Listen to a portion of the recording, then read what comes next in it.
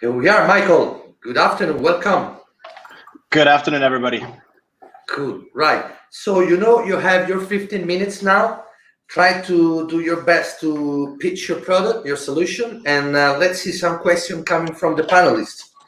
Yeah, very good. Thank you so much. I will not pitch anything. My understanding was I have 7 minutes, right, to pitch, and then we got the questions. So it's going to be a very quick 7 minutes on slide, and then I look forward to the questions from the panel. Yeah. So here we are. good afternoon from sunny Munich.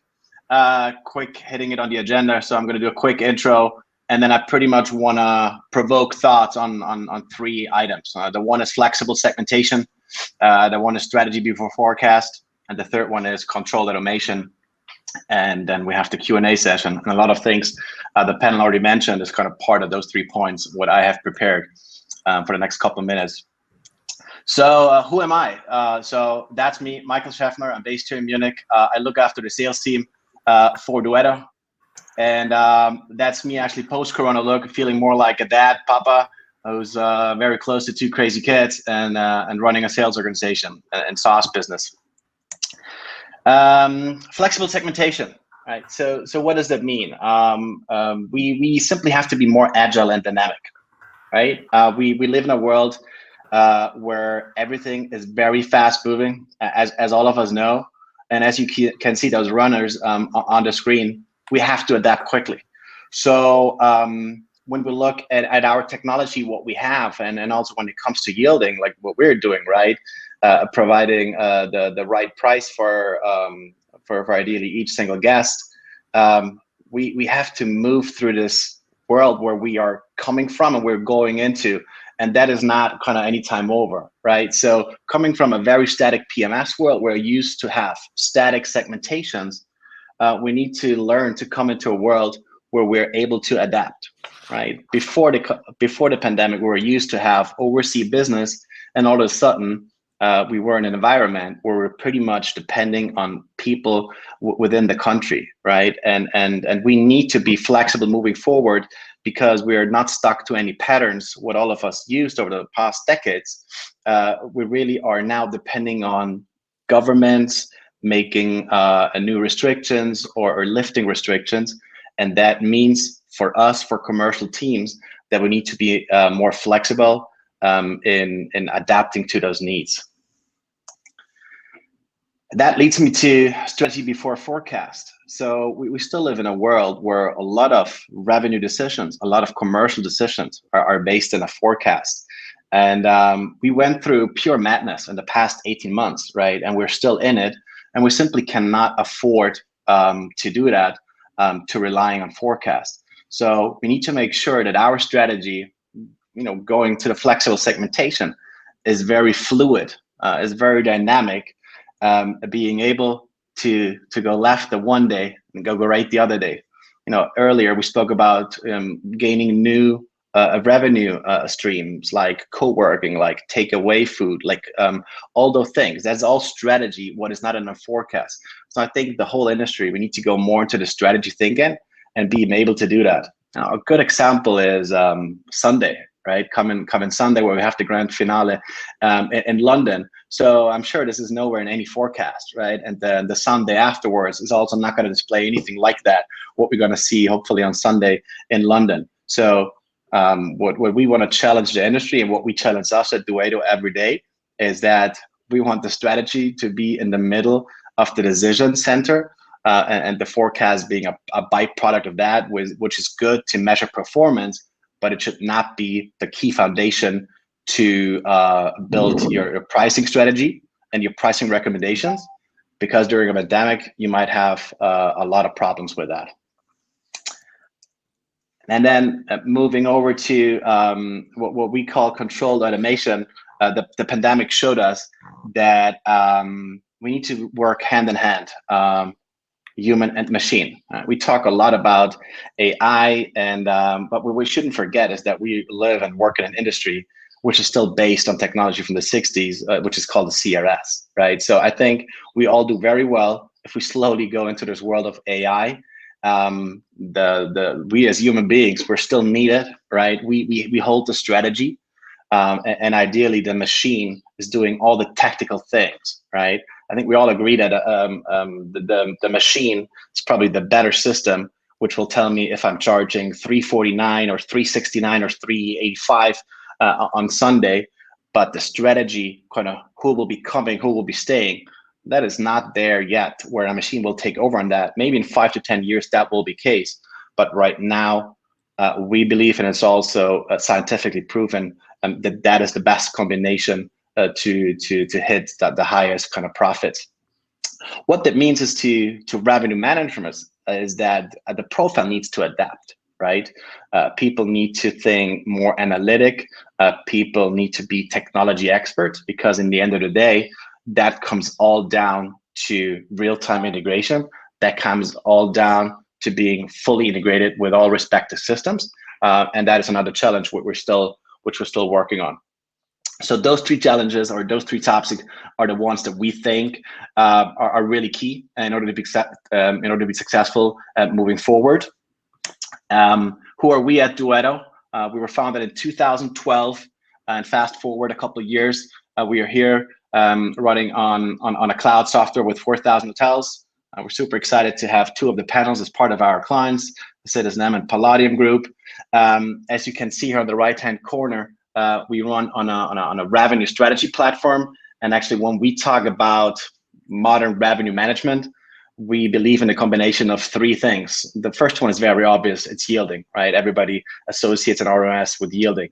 The second one is reporting / analytics, which when you look at both of them together, it's not that easy, and not a lot of systems out there are offering that. But the one piece which is very often forgotten and very underestimated, but is already very important, but will become more important, is the distribution piece.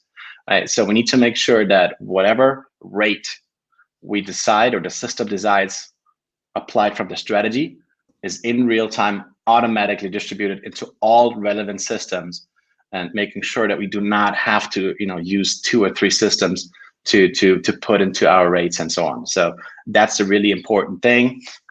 My time is running out. This is 7 minutes is very short. If you missed the last 5 minutes, there's 3 key takeaways I have. Be agile. The wind may turn at any time. Look at Boris Johnson, one announcement and everything changes all of a sudden, and business in certain countries picks up right away. Focus on your strategy, but also challenge your strategy. Right, the strategy is what will make you money. It's not the forecast, it's the strategy, and you need to adapt. And then make sure you combine human and machine. That is success in that combination. Stay curious, always challenge the status quo, and look forward to seeing everybody very soon, hopefully somewhere in this world. Thank you so much.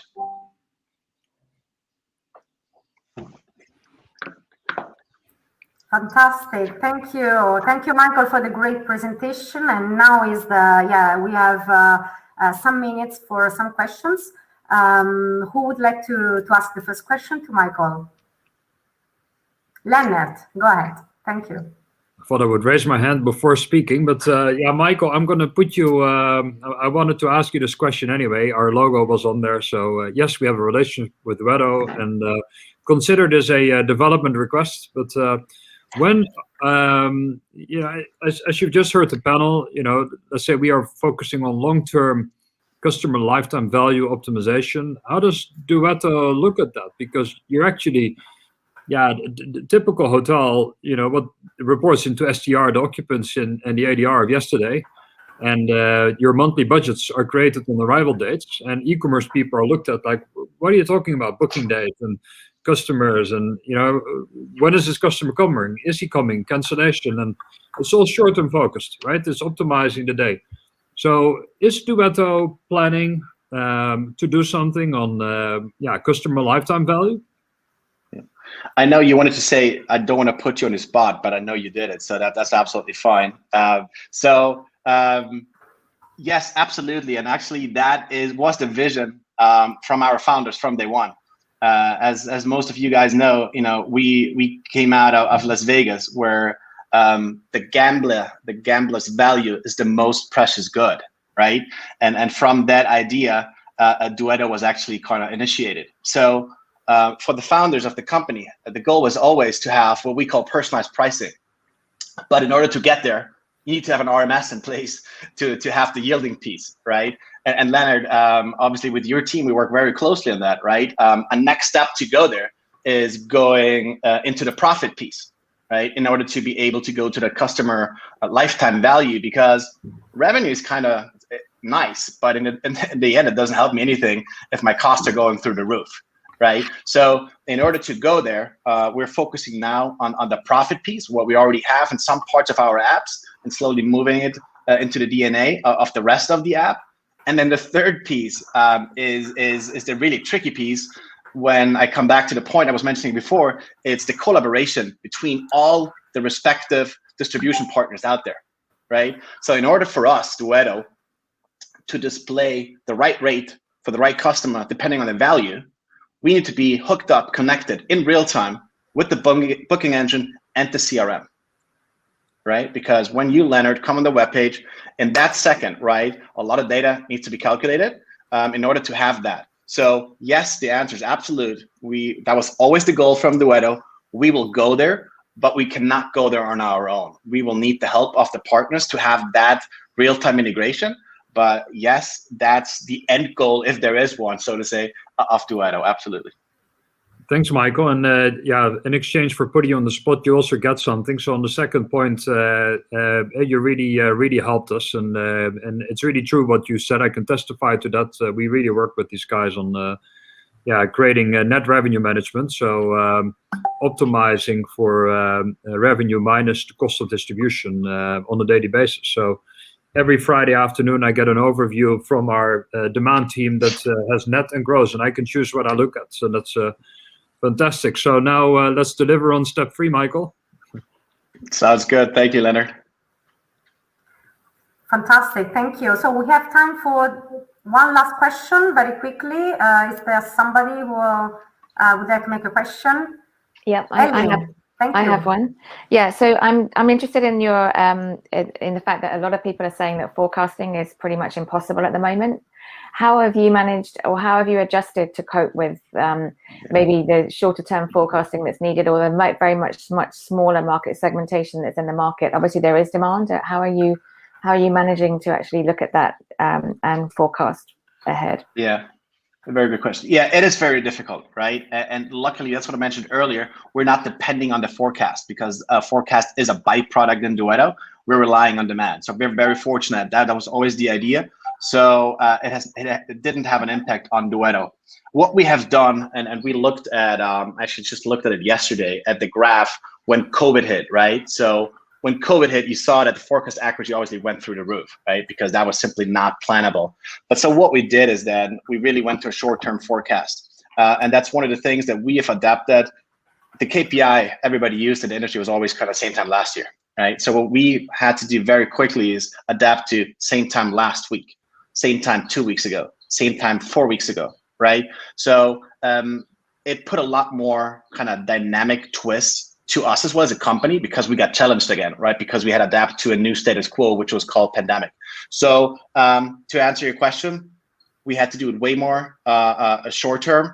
And what a lot of people always forget, there's still a lot of data massaging in the background from data analysts. So therefore, it's really important that you have to write a team in the background to make sure that they currently work on the data and therefore on the forecasting. Thank you. Fantastic. Thank you, Michael. We really appreciated your presentation, and yeah, we want to remind everybody that data are really necessary. So thanks for sharing your product to give insight. So now we move on with the next speech and say bye to Michael. And thank you, everybody. We go from Michael to Michael. We will see. I will launch the next video, and we will see who the next will be.